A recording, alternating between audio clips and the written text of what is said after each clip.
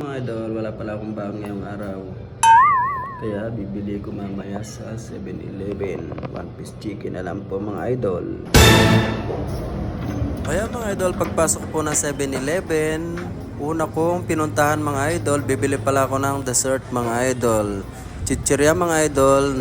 Yung happy palang mani mga idol ang aking mimeriendahin mamaya. Ayan, pumunta na po ako dito sa counter. Medyo wala pong pila mga idol.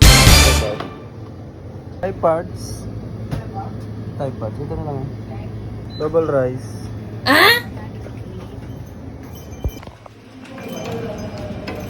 Yun po, nakabili na ako.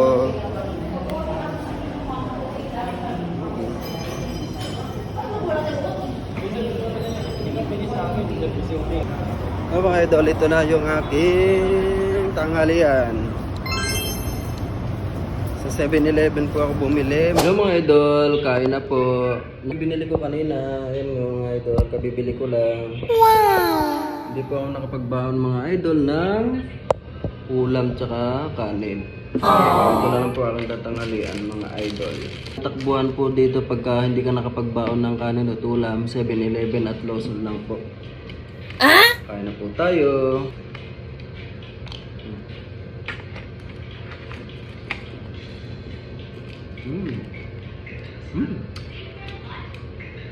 Sarap mga idol.